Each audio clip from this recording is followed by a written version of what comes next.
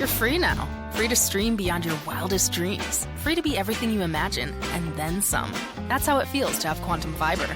Your world unleashed. Learn more at quantumfiber.com. Limited availability. Service in select locations only. Welcome to the KSL Real Estate Show. Hear updates on the national and local Utah real estate markets. We cover residential and commercial properties. Plus, get inspiring ideas to make your house a home from our sponsor, Osmond Designs. Here's Heather Osmond and Jeff Caplan on KSL News Radio. Welcome to the Real Estate Show. Thank you for joining us. I'm Jeff Caplan. I'm here with Heather Osmond from Osmond Designs. Her stores are in Lehigh and Orem. Absolutely. So happy to be on this show with you again, Jeff. We love having the king of radio here at KSL as my co-host here on the Real Estate Show. Thank you for joining us, KSL friends. It's going to be a great show. I've been looking forward to having our guest on, probably for weeks. Thank you. He's a regular. Jaren Davis has been on the show before. And Jaren, let me just brag about him for a minute. He's the executive officer of the Salt Lake Homebuilders Association. Welcome back. Thank you very much. So good to see you. So on this show, we get to talk about anything and everything real estate related.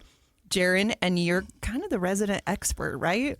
Can I start out by being jealous of Jeff's voice? I know, right? Holy cow, dude. It's nice to meet you. Yeah. I'm like, well, no wonder that guy's on radio. 4 hours of live every single day. You need to check out his show, Jaren. It's amazing. That's a voice from God right there. So, Jaren, let's start off by just introducing you and what you do and how you ended up getting into this organization. Thank you very much. I followed my father in real estate. He was a broker. I was just out of college, so I've been in real estate my entire professional career. And that involved sales, brokerage, management, corporate, and land development. In about 2014, a dear friend of mine who's a friend of yours, Ross Holliday, twisted my arm. He played football for BYU, so he's a good twister, and talked me into going to work for the Homebuilders Association because he felt that we could collaborate better with the Realtor family if I was involved with the Home Builder Association. So it's Ross Holliday that brought that about, but our mission has been to advocate together because we have similar ideals in preserving property rights and increasing the opportunity of home ownership. Well, we're sure lucky and blessed to have you, leading this organization. You do such an amazing job. You. Let's talk a little bit about the Home Builders Association in Salt Lake City. What does it do? Let's describe that for our listeners today. In 1942, a group of builders got together and felt that they had a greater voice if they could advocate together. And they felt that in that advocacy, they could improve our communities by letting different local municipals be engaged in understanding how different land use decisions, codes, regulations, et cetera, impacted real estate, specifically new construction of homes. And so they started that quest back then. And then, as you know, in 1946, Salt Lake had the first parade of homes in the country. Incredible. So, we're often known for that, but really our mission and our purpose is to advocate for housing in the Salt Lake Valley. And the reason I'm that specific is we have chapters across the state, and then we have a state organization that advocates at the legislature, and we have a national association that advocates at Congress. Absolutely. So you go up on the Capitol and you work with lobbyists and you get to advocate for all of the construction and what's going on with development in the state of Utah. But you also get to work and make sure that the building permits are reasonable and be an advocate and a representative for all of the builders across the state of Utah. Yeah, and let's step back a little bit, Heather. There's nothing more important to a free society than the opportunity to own your own home. We know it's not for everyone, but we want the opportunity to be there should somebody desire. And a society that has people that own their own homes is a society that is protecting their freedom because they have their own dwelling, their own kingdom, their own place that they can actually go and reside and find peace, whatever you want to describe that as. But it's a vehicle that carries a lot of pride. If you own a home, you're more active in your community, more active in your church, higher educated. There's lower crime. There's a lot of things associated with that. But it's that vehicle that allows somebody to move, should they be a little less fortunate, from a time of maybe limited resources to a place of having resources that can be passed along, because you're building your equity in your home, and that oftentimes is something that families can pass on. And so over time, that builds a safe foundation of financial security. So a home is a very critical component of any healthy society or community. So that's what we're advocating for. We're actually here for those people who are interested in owning a home. So, Jaren, affordable housing is a hot topic here in Utah. How is Salt Lake and the construction industry helping to resolve that? Yeah, Heather, on the good side, and we like to use attainable, because we don't want to suggest by any of the acronyms that there's something wrong with an individual in being able to reach that dream. But the positive side of that is we wouldn't have a problem with attaining housing if we weren't a good community to live in. So because Utah has such good values in family, education, work, the diversity, the outdoor recreation, because of those things and people wanting to live here with a diverse economy now that we've created, particularly since the Olympics, when the world kind of had the light shining on us and said, hey, geez, look at that place. I thought Salt Lake was Great Salt Lake in a desert. Well, Jaren, I'm co-hosting this show, but really I'm listening because I have family members younger who want to become homeowners. I don't know what to tell them, because it doesn't matter what age you are. If you're 80 years old, if you're 22 years old, you've never seen a real estate market like the one we're having right now in Utah. It's beguiling, it's confusing, and I'm listening now to make sense of what to do and what to tell those young family members. Yeah, well, and Jeff, breaking that in two parts, I didn't want to avoid the conversation, the difficult conversation that we can't attain the housing right now. But I want to suggest that there's a positive side to that, because we have that influx of people. But now let's move to what you're asking. If I'm a baby boomer, which I am, you can't tell on the radar because I have a voice that's second to Jeff's. You're like 29. Fellow baby boomer. Yeah, but when we were buying homes, the question was, will we be able to afford them? The question today is the same. The difference is if you put those in the same time period, it's twice as hard today to buy a house in Salt Lake than it was during my time. So 200% increase in losing that attainability issue. We had that crisis when the government, for good purposes, trying to avoid inflation, increased interest rates. So we have a price problem, and then we have interest rates increase, which even pushes further down on those that can afford a home. We're at 21%, Jeff, of the number of people that can afford the median priced home, and it should be at 50. It's been at 80. So 80 was a glorious time. 50 is a good time. 20 is a disaster. And so what we're doing is we're out pushing on all the different levels that create that inaffordability: land use, labor costs, financing, code and regulation. And we can talk about any one of those specifically, because each one of them has a different category where we could come in and do something about it. But the builders are doing everything they can. So it's not like we have this outrageous profit center and that's part of the problem. Frankly, the cost of the transaction has increased such that the builder's profitability is actually lower. And so we need to address the components in that housing. Go ahead. Do you have a question? I'm wondering, there's so many moving parts here.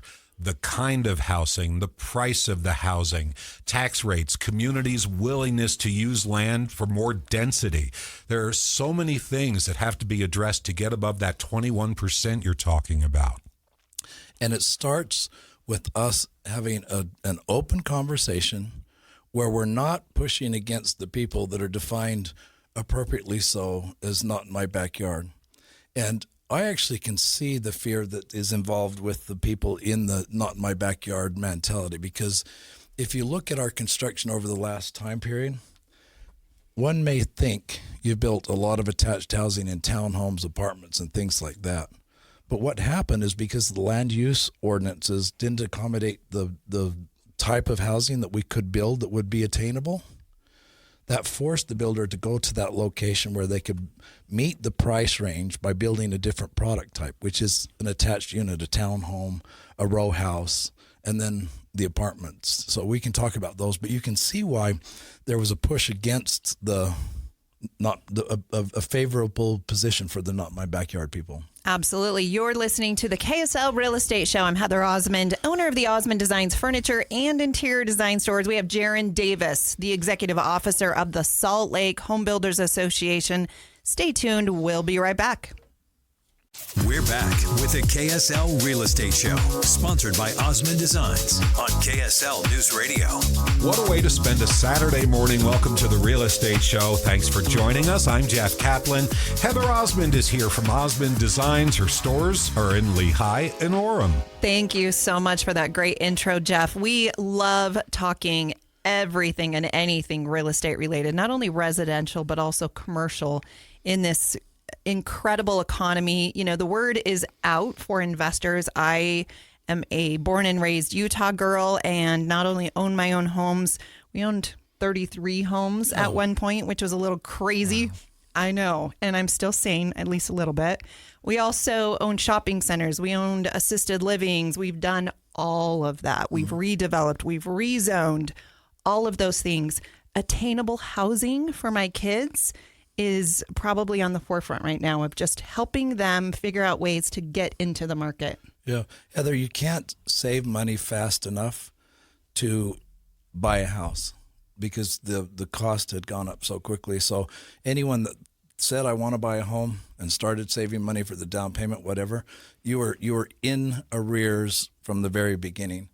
And so a lot of the opportunity that's presented itself for some of the, let's say millennials or Gen Z, came because of familial relationships, whether the parents contributed or something like that. And so that has been an only saving grace. And the question there is that right?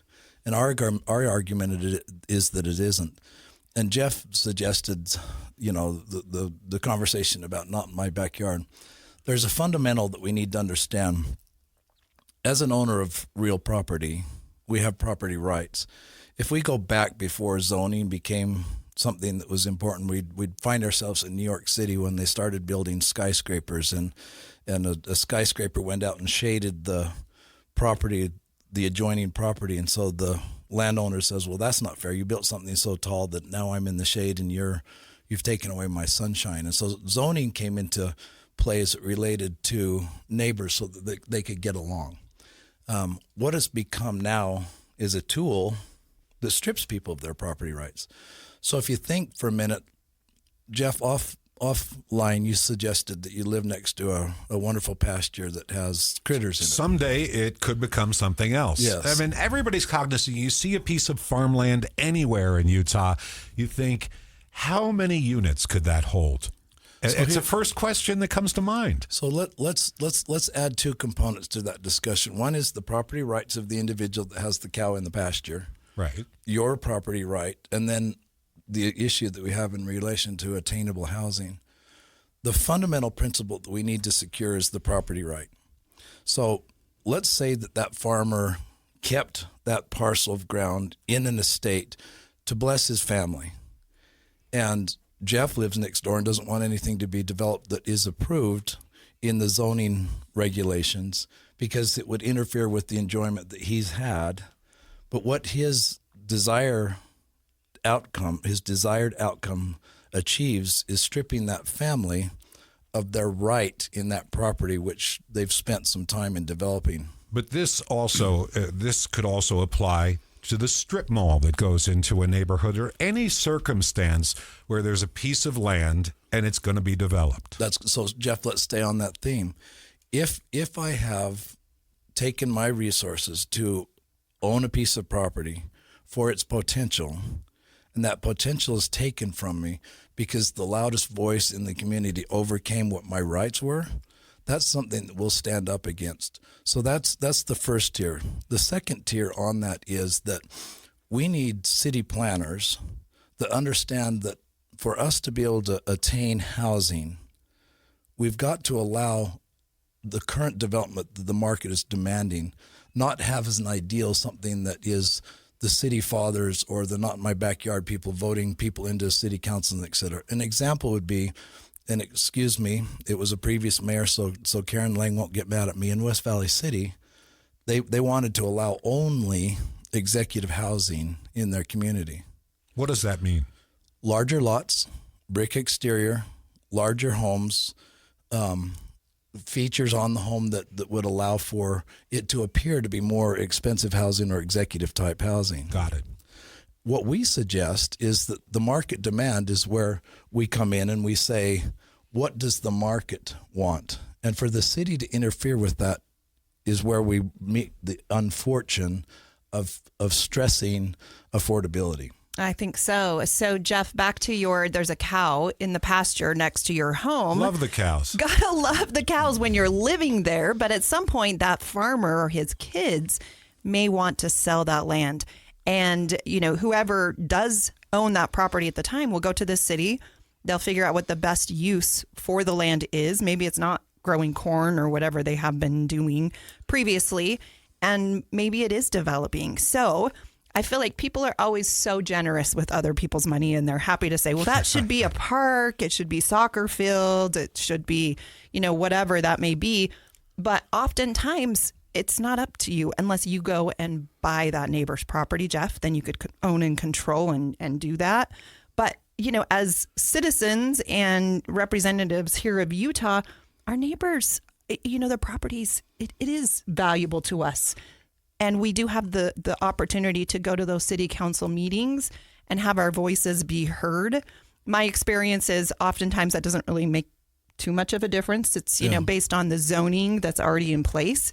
So being aware of where your property rights are, what you're purchasing next to is very, very important, not only in buying, but also in selling your own property. Heather, think of this. Jeff is arguing against a use of land across the street. No, I'm not arguing anything. They're nice neighbors. We're brainstorming. I'm going to use Bob. So Bob is arguing against a land use. But what Bob fails to see is he's living in a home that cow once occupied. And so he's actually... I hate that part. Yeah. And so, you know what? Unfortunately, every house we have is on a place that used to be something else, which was, either nature or a cat pasture. So true. You're listening to the KSL Real Estate Show. We have Jaren Davis, Executive Officer of the Homebuilders Association, and Jeff Caplan with KSL on the show with us today. Stay tuned. We'll be right back.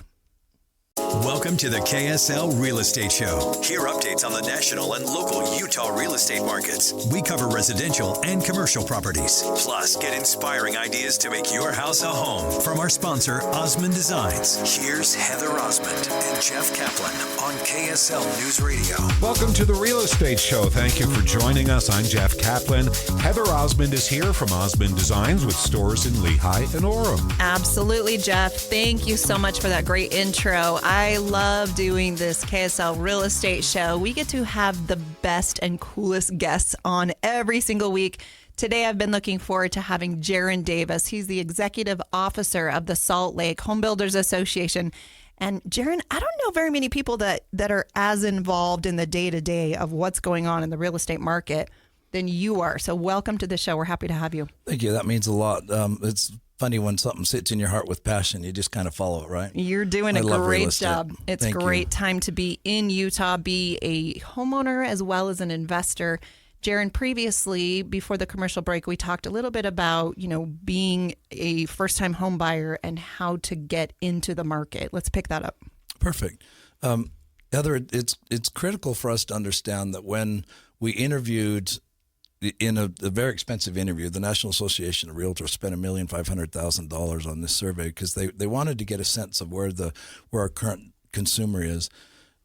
The millennial and the Gen Z all want to own their own home. That was the question. Do these people want to own a home? Because they've been living with parents or some things that were unusual, and we can talk about the history that brought us up to that point. But the fact is that they want to. And we know the benefits of them owning a home. So I think it's incumbent on those older generations to help and assist in allowing that to be something that is meaningful. And let me put it this way. If a not in my backyard person says, I don't want that in my area, I think that if they look at their family and see who of their family members can live in the community that they were raised in, can still afford to live there, and it might not be those children, their children, that's sad. I grew up in Holiday. It's an expensive part of Salt Lake, but I always wanted to live in Holiday. So if it got to a point where I couldn't afford it, then I'd hope that those older generations would do some things that would allow me at least that opportunity to get a ground start and then reach that dream at some point. And so we're actually talking about a real critical component of society, people having the right to own their own home should they choose to do so.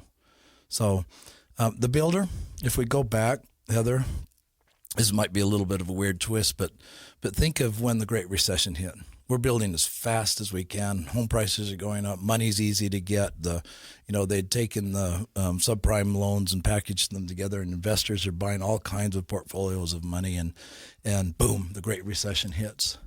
We're building at that time 1,500,000 homes, and we go down to 343,000, an 80% decrease.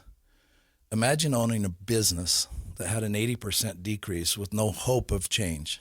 Well, the fail rate must have been just astronomical. A lot of builders never came back. Those that survived had the war wounds. And so now go forward. You've got that emotion of that difficult time, and it's hard to catch up. It's hard to build back that army of contractors that can build the number of homes that we need. And so we fell short in Utah of over 56,000 units of homes for people to live in. So we had parents living with children. We had children living with parents. We had people doubling up in families. So think of those 56,000 plus family units are displaced in other homes.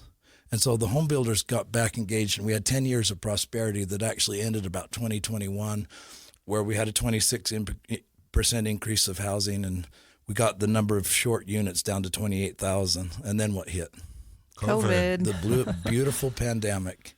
And then in the pandemic, we had the government come in and try to steal the inflation, pushing up interest rates. The pandemic brought us the supply chain issues.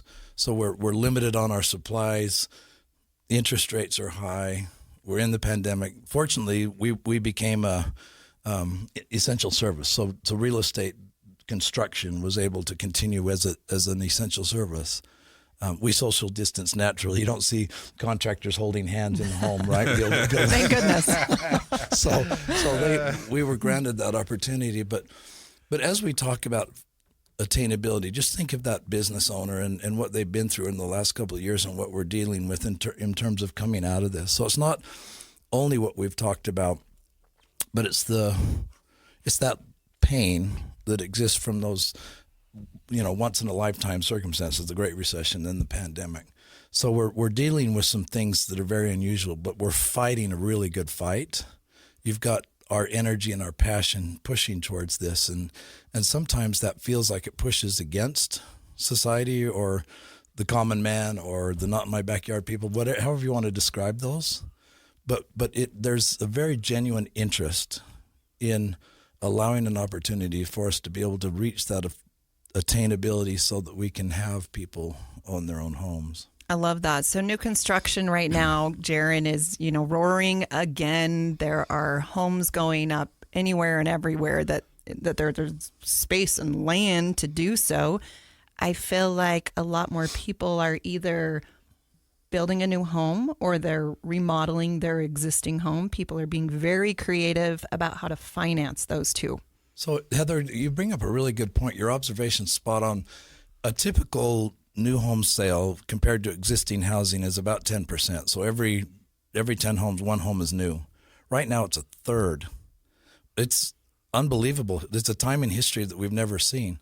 And the reason for that is that inventory isn't available in the existing housing. And so the only thing selling right now is a larger percentage is the new construction. But two, you have people staying in place. So let's go back to Jeff and I. If we're empty nesters, Right. Where's there a place for the baby boomers to live? Who's building that dwelling unit for us? I'm not sure. I'm scared to look, quite frankly, Yeah. because I know my home has value with all the appreciation we've had in the past few years. But where am I going? Yeah. So Where am I going? Let me put your heart at comfort. There's nowhere for you to go. Oh, thanks, man. Next to the cows. But part of that, oddly enough, is this not in my backyard attitude. Yeah. The millennial and the baby boomer want the same thing: a smaller dwelling unit, smaller lot, no maintenance, and we're just not allowed to build that with the current land use decisions. So the baby boomer stays put.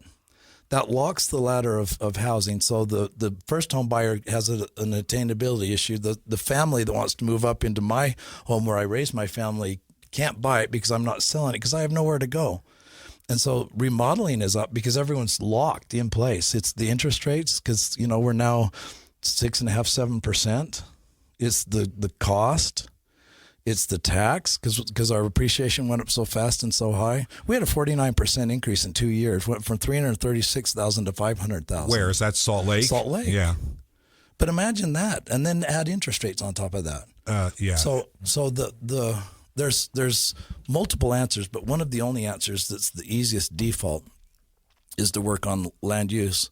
We're in Salt Lake City. Let me do a shout out to Aaron Mendenhall and the City Council in Salt Lake City. Absolutely. They're working really well on trying to address the units that would be available in the marketplace by suggesting simple things like you can build in Salt Lake City a secondary housing unit on your single family lot should you need. And all that is trying to accommodate the need. But that alone would be something that would be beneficial. They're called ADUs, ancillary dwelling units, a secondary home, because a lot of lots, maybe not a lot, but a number of lots can accommodate the two homes. Brigham Young, when they planned the city, it was designed so that you would have the farm in the back, personal farm. So why not allow for another dwelling unit to be in the backyard on the long, skinny lots? They've done that, right? Mm-hmm. In Salt Lake City. Well, yes, they're just in the process of completing it. But hats off to Aaron, and that'll then, Jeff, be incumbent on us to prove that concept. It'll be a little bit difficult because Salt Lake is built out, but to prove that concept, because then we can go to the other communities that have more raw land available and suggest to them that it's working. I live in Davis County. I understand it's the same story in Utah County right now. There are so many new neighborhoods and new roads going up the further west you can go. And I'm starting to wonder if they're going to put houses on stilts in the Great Salt Lake. I want to see that one.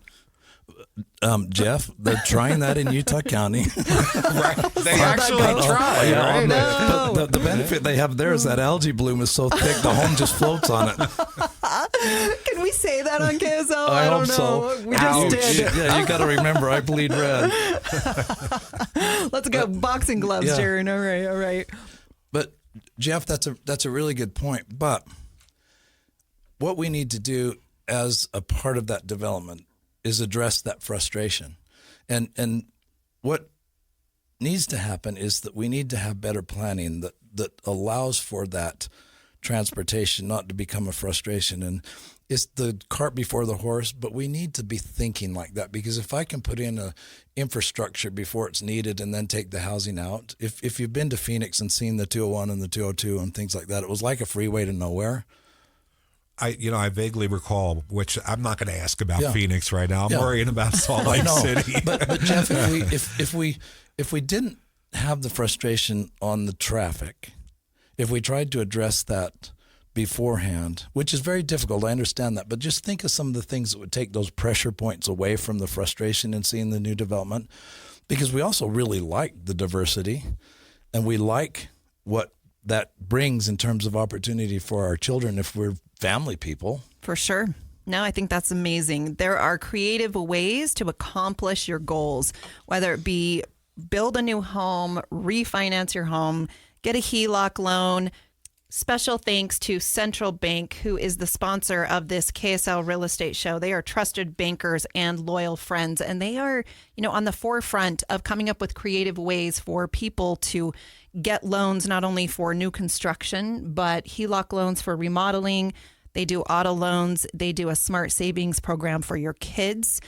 We love Central Bank. They've been in business for 130 years and they invest in our community. I know how hard they work. I would not be where I am today without the business loans that Central Banks has given to my business, Osmond Designs. They're so happy to have you join us on the KSL Real Estate Show today. We have Jaren Davis, the executive officer of the Salt Lake Homebuilders Association. Stay tuned. We'll be right back. We're back with the KSL Real Estate Show, sponsored by Osmond Designs on KSL News Radio.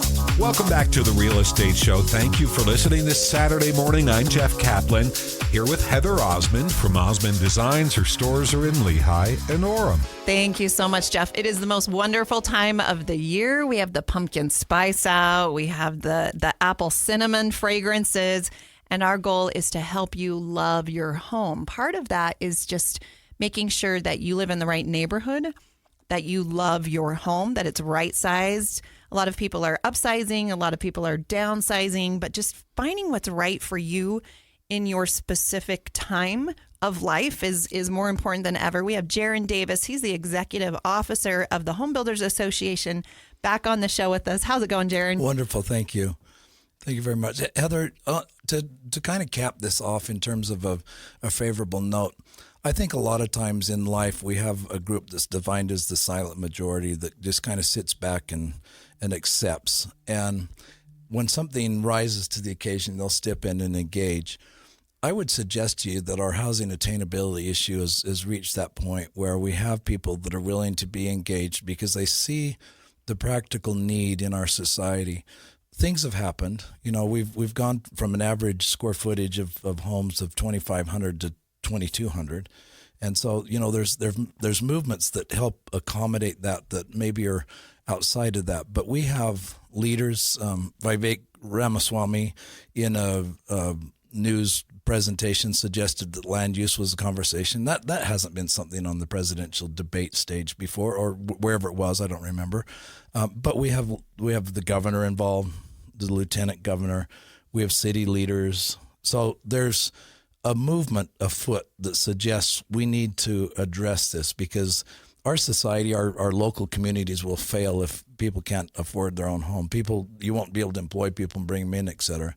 But it has also brought to the forefront that those trailing generations to create a movement that's called Yes in My Backyard, which is diametrically opposed to Not in My Backyard. And the thoughtful approach of the Yes in My Backyard people are that they understand the frustrations over here and are just saying, look, let's work together in making something that will be right down the middle where we can start to afford, and we haven't infiltrated the comforts that you've found in your community.